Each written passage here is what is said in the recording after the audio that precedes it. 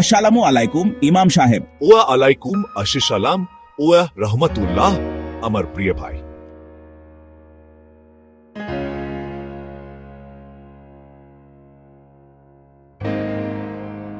ইমাম সাহেব, আমি এইমাত্র নামাজ পড়ছিলাম আর আমার হৃদ এক গভীর অনুভূতিতে ভরে উঠেছে। আমি আমাদের প্রিয় নবী মুহাম্মদ সম্পর্কে আরো জানতে চাই, আরো গভীরভাবে বুঝতে চাই। আমরা তার নাম এত ঘন ঘন শুনি, আমরা তার উপর পাঠাই, কিন্তু কখনো কখনো আমার মনে হয় আমি তাকে সেভাবে জানি না, এভাবে জানা উচিত। আমি তার আরো কাছে যেতে চাই, আল্লাহর রাসূল উপাধির পেছনের মানুষটিকে বুঝতে চাই।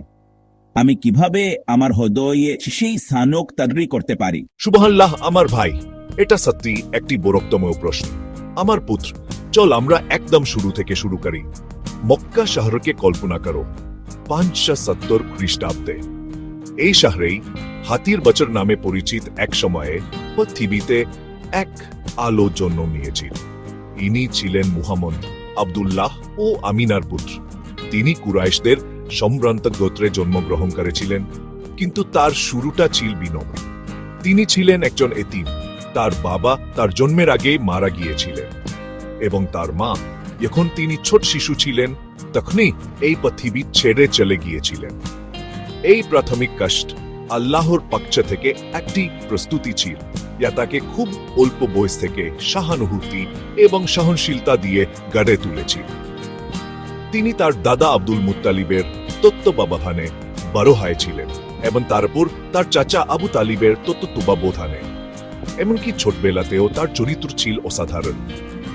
তখন তিনি যুবক হলেন, তখন তিনি মক্কায় আল আমিন, যার অর্থ বিশ্বস্ত উপাধি দ্বারা পরিচিত হলেন। লোকেরা তাদের সবচেয়ে মূল্যবান জিনিসপত্র তার কাছে আমানত রাখত।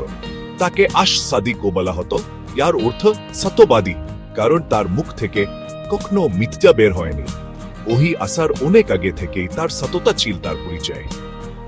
40 বছর বসে মক্কার কাছে একটি পাহাড়ের হেরা গুহায় দনকন করার সময় তিনি ফেরেশতা জিবরাইলের মাধ্যমে আল্লাহর কাছ থেকে প্রথম ওহি লাভ করেন। এটি ছিল তার নবুয়াতের শুরু, এমন এক মিশনের শুরু বা ইতিহাসের গতিপথ চিরতরে পরিবর্তন করে দেবে। তিনি সর্বশক্তিমান কর্তৃক শেষ রাসূল হিসেবে নির্বাচিত হয়েছিলেন। সেই দায়িত্বের ভাই এবং ভার কল্পনা করো, তবুও তিনি এই পবিত্র আমানত গ্রহণ করেছিলেন এবং তার বাকি জীবন ঐক্যবাদ, ন্যায়বিচার এবং শান্তির এই বার্তা পৌঁছে দিতে উৎসর্গ করেছিলেন। 23 বছর ধরে তিনি নির্লসভাবে ইসলামের বার্তা প্রচার করেছিলেন।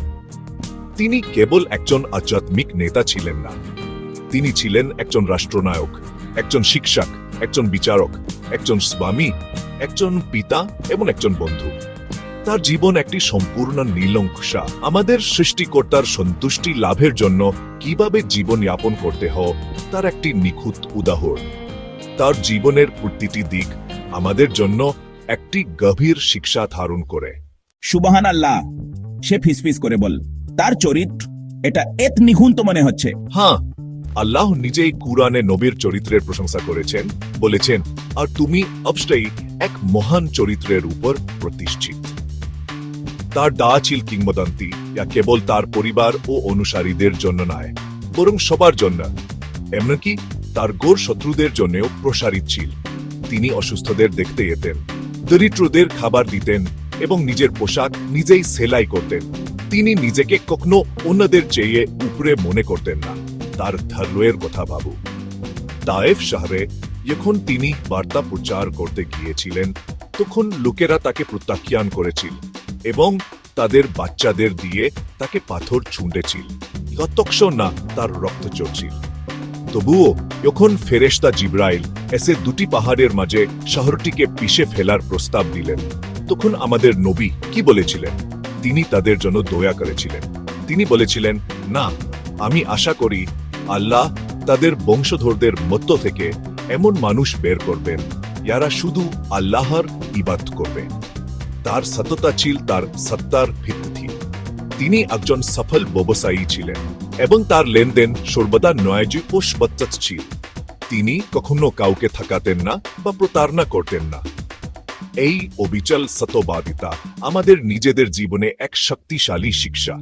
তার পথ অনুসরণ করা মানে শ্রোতাকে আমাদের পতাকা বানানো, আমাদের কথার মানুষ হয়ে তার বিনিয়োগকে ভুলে এও না। আল্লাহর সৃষ্টির মধ্যে সবচেয়ে প্রিয় হইয়া সত্যবেয়, তিনি কখনো অহংকার করতেন না। তিনি বাড়ির কাজে সাহায্য করতেন, বাচ্চাদের সাথে খেলতেন। তিনি আমাদের শিখিয়েছেন হে সত্যিকারের মাহাত্ম পদবী বা সম্পদে নয়া, বরং তাকওয়া এবং আমাদের সৃষ্টিকর্তার সামনে বিনয়ে। তার পুরো জীবন ছিল কুরআনের সুন্দর শিক্ষার একটি বাস্তব প্রদর্শন। তাহলে ইমাম সাহেব, আমরা কিভাবে এই শিক্ষাগুলো আমাদের আজকের জীবনে প্রয়োগ করব? পৃথিবী এখন এত আলাদা মনে হচ্ছে। পৃথিবী পরিবর্তিত হয়, কিন্তু মানুষের স্বভাব এবং আমাদের পথ নির্দেশের প্রয়োজন হয় না। যখন তুমি রাগান্বিত বোধ করো, তখন তায়েফে তার ধৈর্যের কথা মনে করো। কঠোর প্রতিক্রিয়া জানানোর পরিবর্তে একটু সময় নাও, কিছু পানি পান করো এবং আল্লাহর কাছে আশ্রয় যাও। যখন তুমি তোমার পরিবারের সাথে কথা বলো, তখন তার দার কথা মনে করো। তাদের দিকে হাসো, বাড়ির কাজে সাহায্য করো এবং কোমল কথা বলো। তোমার কাজ বা পড়াশোনায় তার সততা, তার আল আমিন প্রকৃতিকে ধারণ করো। এমন ব্যক্তি হও যাকে সবাই বিশ্বাস করতে পারে। যখন তুমি তোমার আর্থিক লেনদেন করো, তখন মনে রেখো তিনি কিভাবে লোভের বিরুদ্ধে সতর্ক করেছিলেন এবং দানকে উৎসাহিত করেছিলেন। যখন তুমি তোমার প্রতিবেশী এবং তোমার সম্প্রদায়ের সাথে কথা বলো, তখন তার উদাহরণ মনে রেখো। তিনি শিখিয়েছিলেন হে একজন ব্যক্তি সত্যিকারের মুমিন নয় যদি তার প্রতিবেশী তার কস্তি থেকে নিরাপদ না থাকে, এবং সবচেয়ে গুরুত্বপূর্ণভাবে আল্লাহর সাথে তোমার সম্পর্কের ক্ষেত্রে তার ভক্তির মডেল অনুসরণ করো। তার মতো করে সময় মতো মনোগ ও বিনয়ের সাথে তোমার সালাত আদায় করো। তার আধ্যাত্মিক পথ অনুসরণ করা আত্মাকে আলোকিত করে এবং আমাদের উদ্দেশ্য দেয়। এটি আমাদের দৈনন্দিন রুটিনকে ইবাদতের একটি অবিচ্ছিন্ন কাজে পরিণত করে। এভাবে আমরা সত্যিকারের স্থায়ী শান্তি ও তৃপ্তি খুঁজে পাই।